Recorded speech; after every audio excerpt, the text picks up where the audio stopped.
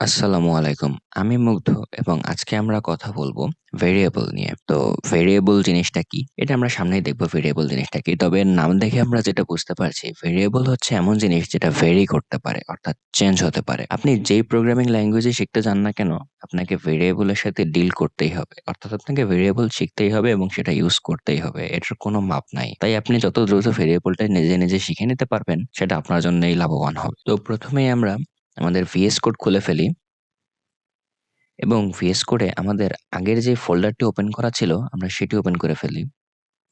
File থেকে open folder, সেখান থেকে জাভাস্ক্রিপ্ট ফোল্ডারের মধ্যে সিলেক্ট ফোল্ডার। আমরা মনে আছে প্রথমবার hello.js নামে আমরা একটা ফাইল লিখেছিলাম যেখানে আমরা কনসোল লগ করেছিলাম। এই কনসোল লগটা হচ্ছে আপনি যখন কোনো কিছু প্রিন্ট করতে চান বা আউটপুট দেখতে চান এই টার্মিনালে, তখন আপনি কনসোল লগ ইউজ করেন। এটি আউটপুট দেখার জন্য ইউজ করা হয়। তো আমরা এটা আপাতত কেটে দিতে পারি। আমরা দেখব ভেরিয়েবল। তো ভেরিয়েবল যদি আমরা লিখি, ভেরিয়েবল বানানটা, তাহলে আপনারা খেয়াল করতে পারেন ভেরিয়েবলের প্রথম ৩ অক্ষর হচ্ছে var। তো জাভাস্ক্রিপ্টে ভেরিয়েবল লেখার জন্য আপনাকে প্রথমেই এই var শব্দটা ইউজ করতে হবে। অর্থাৎ var লিখে একটা স্পেস দেওয়া মানেই আপনি একটা ভেরিয়েবল লিখতে চান। তো ভেরিয়েবল আসলে কি জিনিস? আমি একটু আগে যেটা বলছিলাম যে যেটা ভেরি করে সেটাই ভেরিয়েবল। তো ভেরি করে কি ভেরি করে? যেরকম ধরুন নাম। আপনার যা নাম আপনার বন্ধুর নাম কিন্তু এক না। হয়তো কোনো ক্ষেত্রে এক, কিন্তু সবসময় এক হয় না। আপনার ক্লাসে যদি ৬০ জন থেকে থাকে তাহলে দেখবেন যে ৬০ জনের প্রায় সবার নামই আলাদা। এরপরে আমরা ধরতে পারি বয়স। একজনের বয়স হতে পারে ৮০ বছর, কারো বয়স হতে পারে ১৫ বছর, কারো বয়স হতে পারে ২০ বছর। তো বয়সও ভেরি করে। এরপরে আমরা ধরতে পারি আবহাওয়া। আজকে হয়তো বৃষ্টি হচ্ছে, কালকে হয়তো ঠান্ডা বা তারপরের দিন হয়তো গরম। এভাবে আবহাওয়াও ভেরি করে বা চেঞ্জ হয়। যেরকম আমরা ধরতে পারি কোনো কিছুর দাম। আজকে হয়তো চালের দাম কম, কালকে হয়তো চালের দাম বেশি, বা বিশেষ করে বাংলাদেশে পেঁয়াজের দাম।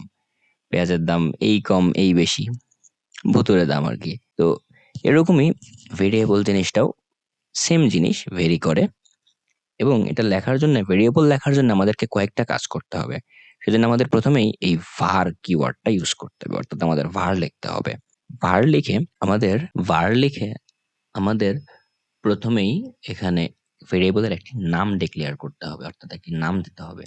তো আমরা নাম দিতে পারি, আমরা যেটা ভেরিয়েবল দিব, অর্থাৎ আমাদের যে জিনিসটা ভেরি করবে আমাদের সেটার নাম দিতে হবে। অর্থাৎ আমাদের যদি আবহাওয়ার তাপমাত্রা ভেরি করে তো আমরা সেখানে ওয়েদার বা সেলসিয়াস বা ফারেনহাইটে দিব। আবার আমাদের যদি হচ্ছে কোনো কিছুর দাম, অর্থাৎ ধরেন কলার দাম, তো আমরা সেখানে প্রাইস হিসেবে ভেরিয়েবলের নাম দেব। এটা হচ্ছে আমাদের ভেরিয়েবলের নাম। এরপরে আমাদের একটা সমান চিহ্ন দিতে হবে। অর্থাৎ এই ভেরিয়েবলের নামে আমি কি রাখতে চাই? আমি প্রাইস তো ডিক্লেয়ার করলাম যে আচ্ছা প্রাইস নামে আমার একটা ভেরিয়েবল আছে। এই প্রাইসের মধ্যে একটা প্রাইস তো আদৌ লিখতে হবে। যে প্রাইসটা আসলে কত? ৳১০, ৳১২? তো আমরা লিখতে পারি প্রাইস হচ্ছে ৳১০। সুন্দর। এরপরে আমরা, যদি আপনি ভদ্র বাচ্চা হন, খুবই ভদ্র, তাহলে আপনি একটি সেমিকোলন দিতে পারেন। আর আপনি যদি মনে হয় না ভাই আমি এত নিয়ম-টিয়মে ধার ধারি না, তো আপনি সেমিকোলন নাও দিতে পারেন। এরপরে আমরা একটা জিনিস করতে পারি যে ভেরিয়েবলটা প্রাইসের মানটা আসলেই ১০ হলো কিনা সেটা আমরা দেখার জন্য কনসোল লক করে দিতে পারি। Console log price. আর এটা মনে রাখবেন, আপনাকে সারা জীবনই যতদিন পর্যন্ত জাভাস্ক্রিপ্টে কোড করবেন এই কনসোল লগ আপনাকে ইউজ করতেই হবে। কনসোল লগটা সিম্পলি এই টার্মিনালে প্রিন্ট করে, অর্থাৎ আপনি যেটাই দিচ্ছেন এর মধ্যে সেটাইও এখানে প্রিন্ট করবে।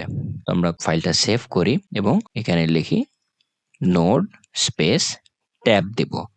আমরা যদি ট্যাব দিই তাহলে hello.js অটোমেটিক চলে আসবে। আমরা যদি হচ্ছে লিখে করতে চাই, হ্যাঁ আমরা সেটাও পারি। তবে ট্যাব দিয়ে সহজেই ইউজ করা যায়। hello.js দিলে দেখুন চলে আসছে কিন্তু ১০। অথচ আমরা কিন্তু ১০ না, আমরা বলেছি প্রাইসটা প্রিন্ট করো। অর্থাৎ প্রাইসের ভ্যালু এখন হয়ে গেছে ১০। তাই সেটা প্রিন্ট করছে। আচ্ছা আমি ভদ্র বাচ্চার মতো এখানে একটা সেমিকোলন দিয়ে রাখি। ভেরিয়েবল আমরা যে ভ্যালুটাই দিব, ভেরিয়েবলটাকে যখন আমরা প্রিন্ট করব সে ওই ভ্যালুটাকে আসলে প্রিন্ট করবে। এবং আমাদের ভেরিয়েবলের নাম করার সময় খেয়াল রাখতে হবে যে ভেরিয়েবলের নামটা যেন অর্থপূর্ণ হয়। অর্থাৎ ধরুন এখন আমরা এটাকে ধরতে পারি কলার দাম, কিন্তু এরপরে হয়তো আমাদের ইচ্ছা করলো আমরা আপেলের দামও লিখবো। তো তখন যদি আমরা আবার লিখি যে var প্রাইস, তাহলে কিন্তু দুইটা ভেরিয়েবলের নাম এক হয়ে গেল। তখন কিন্তু আমাদের প্রোগ্রামটা সমস্যা করবে। তাই আমাদের নামগুলা আরো খুব ভালোভাবে লেখা উচিত এবং অর্থপূর্ণভাবে লেখা উচিত। তাই আমরা লিখব এই ক্ষেত্রে বানানা প্রাইস। এখানে আমি পিটা বড় হাতের করে দিলাম, এটাকে বলা হয় ক্যামেল কেস। অর্থাৎ আমি যদি পিটাকে এখানে ছোট করে দিতাম, তাহলে দেখুন লেখাটা কিন্তু পড়তে অনেক কষ্ট হচ্ছে, যে এখানে আসলে কি লেখা বোঝা যাচ্ছে না। বা এটা এখন ছোট আর আপনার সামনেই লেখা হয়েছে বলে আপনি হয়তো বলে ফেলতে পারবেন ভাই এখানে বানানা প্রাইস লেখা। কিন্তু যখন ভেরিয়েবলের নামগুলো আর একটু বড় হবে, তখন আপনি বুঝতে পারবেন না যে আসলে কি লেখা। তাই এখানে পিটা যদি বড় করে দিই, আপনি দেখতে পারবেন যে বানানা প্রাইস লেখা, কারণ পি এখানে একটা বড় হাতের আছে, অর্থাৎ এটা হচ্ছে আরেকটা ওয়ার্ড, এটাকে বলা হয় ক্যামেল কেস। এভাবে আপনি ভেরিয়েবল ডিক্লেয়ার করে সেটি লিখতে পারেন। আর ভেরিয়েবলে কি শুধু নাম্বারই লেখা যায়? না, আমরা যদি লিখি var নেম, নেম দিয়ে আমরা যদি কারোর নাম লিখতে চাই, তাহলে সেটাকে এই দুটো কোটেশনের মধ্যে লিখতে হবে। এই কোটেশনের মধ্যে আমরা লিখতে পারি হচ্ছে মুগ্ধ। তো আমরা এটাকে যদি কনসোল লগ করি, কনসোল লগ নেম, তাহলে দেখুন কি আসে। ফাইলটা সেভ করলাম, নোড hello.js। যদি আমি দেই কি সমস্যা, প্রাইস ইজ নট ডিফাইন্ড। ও আচ্ছা আচ্ছা আচ্ছা, আমরা এখানে বানানা প্রাইস লিখেছি, অথচ আমাদের কনসোল লগ শুধু প্রাইস করেছে, আমাদের কনসোল লগেও বানানা প্রাইস লিখতে হবে, তাই এটি এরর দিয়েছে। হ্যাঁ, দেখুন 10 এবং মুগ্ধ, আমরা চেয়েছি বানানা প্রাইস, সে 10 দিয়ে দিয়েছে। আমরা আবার যখন বলেছি নাম নেম, তখন সে নেমে যেটা দেওয়া ছিল সেই মুগ্ধ, সেটা প্রিন্ট করে দিয়েছে। এভাবেই আমরা ভেরিয়েবল ডিক্লেয়ার করতে পারি। তো আপনাদের হোমওয়ার্ক হবে আপনাদের চারপাশে, অর্থাৎ আপনাদের চারপাশেই যে জিনিসগুলো ভেরি করতে থাকে, সেটা হতে পারে ওয়েদার, সেটা হতে পারে অন্য কিছু, সেটা হতে পারে আপনার মন। হয়তো আপনি সকালে ভালো মোডে থাকেন, বিকালে হয়তো অত ভালো লাগে না, বা বিকালে ভালো থাকেন সকালে ভালো থাকে না। তো এরকম আপনি 3টা কি 5টা ভেরি করে এমন 5টা ভেরিয়েবল লিখবেন, এবং সেই ভেরিয়েবল গুলা প্রত্যেকটাই কনসোল লক করে প্রিন্ট করে দেখবেন যে আসলে অ্যান্সার গুলা কি আসে। কারণ আপনি যত দ্রুত এই ভেরিয়েবলটাকে নিজের আয়ত্তে আনতে পারবেন, আপনার জন্য ততটাই ভালো হবে। এবং আপনি যদি এগুলো এভাবে প্র্যাকটিস করতে থাকেন, তাহলে বুঝতে পারবো যে আপনি আমার সাথে সাথেই এগিয়ে যাচ্ছেন এবং শিখছেন। তো আজকে এ পর্যন্তই, দেখা হবে নেক্সট ভিডিওতে।